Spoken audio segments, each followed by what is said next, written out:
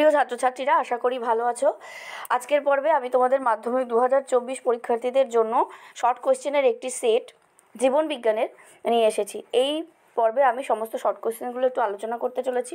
আনসারগুলো বলে দিচ্ছি, তোমরা একটু দেখে নাও। পরীক্ষা দিতে যাওয়ার আগে এই সেটটি অবশ্যই তোমরা ভালো করে দেখে নেবে। দেখো, প্রথম যে প্রশ্নটি রয়েছে, শাখা কলমে অস্থানিক মূল তৈরিতে সাহায্য করে অক্সিন। নিচের কোনটি অ্যাক্সনের গঠন সংক্রান্ত বৈশিষ্ট্য নয়? নিজল দানা। একটি অন্ধকার ঘরে যদি একটি জানালা খোলা থাকে এবং একটা চারাগাছকে ঘরের মধ্যে জানালার কাছাকাছি রাখা যায়, দেখা যাবে গাছটির ডাল জানালা দিয়ে আলোর দিকে বেঁকে বড় হয়। এটা কোন ধরনের চলনের উদাহরণ? এটি হলো ফটোট্রপিক চলনের উদাহরণ। 4 বার্ধক্য এবং ক্যান্সারের সঙ্গে সম্পর্কিত ক্রোমোজোমের অংশটি চিহ্নিত করো। এটি হবে টেলোমিয়ার। পদ্ম ফুলের পরাগযোগ ঘটে যেটির মাধ্যমে, তা হলো পতঙ্গ। 6 একটি উদ্ভিদের স্ত্রীরেণু মাতৃকোষে ক্রোমোজোমের সংখ্যা 46, তাহলে ওই উদ্ভিদের নির্ণীত নিউক্লিয়াসে ক্রোমোজোম সংখ্যা কত হবে? 46। অপশান খ। মানুষের জিহ্বার রোল করা হলো প্রকট বৈশিষ্ট্য। TTRR থেকে কত রকমের গ্যামেট সৃষ্টি হবে তা নির্ণয় করো। এটি হবে 2 প্রকার। এরপরে 9 প্রশ্ন দেখো, স্বাভাবিক পিতা ও বাহক মাতার বর্ণান্ধ কন্যা সন্তান জন্মানোর সম্ভাবনা নিরূপণ করো। এটি হবে তোমাদের 0%। মিলার ও উরের পরীক্ষায় নিচের কোনটি বিক্রিয়ক নয়? এটি হবে তোমাদের অক্সিজেন। নিচের কোনটি ল্যামার্কবাদের মূল কথা তা স্থির করো। এটি হবে তোমাদের ঘ, ব্যবহার ও অব্যবহারের সূত্র। খাদ্যের উৎস নৃত্য প্রদর্শনের মাধ্যমে প্রকাশ করে। এটি হবে মৌমাছি। এটি তোমাদের আগের সেটটাতেও ছিল। বহিরাগত যে প্রজাতির মাধ্যমে বা প্রভাবে স্থানীয় দুর্বল প্রজাতির বিলুপ্তি হতে পারে সেটিকে শনাক্ত করো। এখানে হবে ল্যান্টেনা। পশ্চিমবঙ্গের একটি বায়োস্ফিয়ারের রিজার্ভ হলো কি? সুন্দরবন।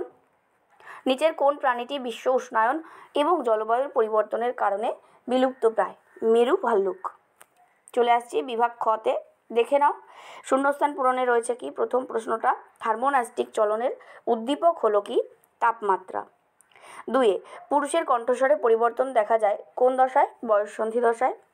3 অ্যাডিনিন একটি কি জাতীয় নাইট্রোজেনযুক্ত ক্ষারক? এটি হবে পিউরিন। পিউরিন জাতীয় নাইট্রোজেনযুক্ত ক্ষারক। 4 কি বিবর্তনের ফলে সমসমস্ত অঙ্গের আবির্ভাব ঘটে? অপসারী বিবর্তনের ফলে সমসমস্ত অঙ্গের আবির্ভাব ঘটে। 5 স্থানীয় জীববৈচিত্র্যের ক্ষতি করে এমন একটি বহিরাগত প্রজাতির নাম কি? ল্যান্টানা বা পার্থেনিয়ান, বা এরকম হতে পারে কচুরিপানা, অথবা এগুলোর মধ্যে যে কোনো একটি লিখলেই সেটা সঠিক উত্তর হবে। এরপরে দেখো 6 কি আছে? কোন মুকুলের সাহায্যে রাঙা আলু বংশবিস্তার করে? মূলজ মুকুলের সাহায্যে রাঙা আলু বংশবিস্তার করে। হয়ে গেল এই শূন্যস্থান পূরণ। এরপরে রয়েছে সত্য মিথ্যা। সত্য মিথ্যার প্রথম যে অংশটি রয়েছে তা হলো 2-7 পিতবিন্দু ও অন্ধবিন্দু ক্রয়েডের অংশ। এটি হলো মিথ্যা, অর্থাৎ আমি ক্রস দিচ্ছি। 8 মেটাফেজ দশায় ক্রোমোজোমগুলো ইংরেজি বর্ণমালার VLJI আকৃতির হয়। এটি মিথ্যা, ক্রস। বিশুদ্ধ জীব সর্বদা হোমোজাইগোস হয়। এটি কি? সত্য। 10 জৈব অভিব্যক্তি হলো একটি মন্থর অথচ গতিশীল প্রক্রিয়া। এটি হচ্ছে সত্য। 11তে কি আছে? যে ব্যাসিলাস মাইকয়েডিস একটি নাইট্রিফাইং ব্যাকটেরিয়া। এটা হচ্ছে মিথ্যা। এবং 12তে রয়েছে কাশি একটি সহজাত প্রতিবর্ত ক্রিয়া। এটি হলো সত্য। এরপরে দেখো, এ স্তম্ভের সাথে বি স্তম্ভ মেলাও। এতে রয়েছে কি? ডেনড্রন। তাহলে ডেনড্রন কি হবে? 2-13তে যে প্রশ্নটি রয়েছে, নিজল দানা। নেক্সট, উদ্ভিদ কোষের সাইটোকাইনেসিস। এটি হবে তোমাদের যে অপশানটি হবে তা হলো টেলোফেজ দশার শেষে কোষে শুরু হয়, অর্থাৎ অপশান 6। নেক্সট রয়েছে কি? থ্যালাসেমিয়া। থ্যালাসেমিয়া হচ্ছে তোমার অটোজোম বাহিত রোগ।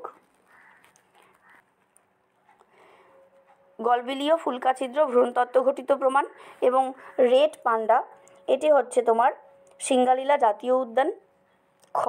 এবং ক্রোমোজোম হচ্ছে সেন্ট্রোমিয়ার। অপশন ঘ। একটি তোমাদের অতিরিক্ত দেওয়া আছে। তাহলে এই হয়ে গেল স্তম্ভের সঙ্গে বি স্তম্ভ মেলানো। এরপরে দেখো, চলে আসছি পরের প্রশ্নে। 2-এর 25-এ যে প্রশ্নটি রয়েছে, নিচে 4টি বিষয়ের মধ্যে 3টি একটি বিষয়ের অন্তর্গত, সেই বিষয়টি খুঁজে বার করো এবং লেখো। তাহলে 25-এ যে প্রথম রয়েছে প্রবাল নিকোবর দ্বীপপুঞ্জ, সুন্দারল্যান্ড হটস্পট, র্যাফলেসিয়া, এটি হচ্ছে বায়ু দূষণের অন্তর্ভুক্ত।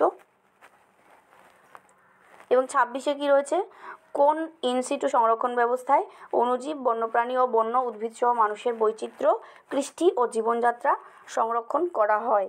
তাহলে এটি হচ্ছে কৃষিক্ষেত্রে উৎপাদন বাড়ানোর জন্য আমরা ব্যাপক হারে কীটনাশক ব্যবহার করি, যার ফলে বায়ু এবং জল দূষণ ঘটে এবং মৃত্তিকাও দূষিত হয়। ফলে একদিকে যেমন কীটপতঙ্গ সরাসরি নষ্ট হচ্ছে, অন্যদিকে খাদ্যের অভাবে ব্যাঙ, টিকটিকি, ছোট পাখি ইত্যাদি বিলুপ্ত হচ্ছে। ফলে জল দূষণের ফলে জলজ প্রাণী সংকটাপন্ন হয়ে পড়ছে। তাহলে এই হলো তোমাদের সমস্ত শর্ট কোয়েশ্চেনের আনসার। তোমরা ভালো করে আর একবার চোখ বুলিয়ে যাও, ভালো থেকো, ভালো করে পরীক্ষা দাও। টাটা।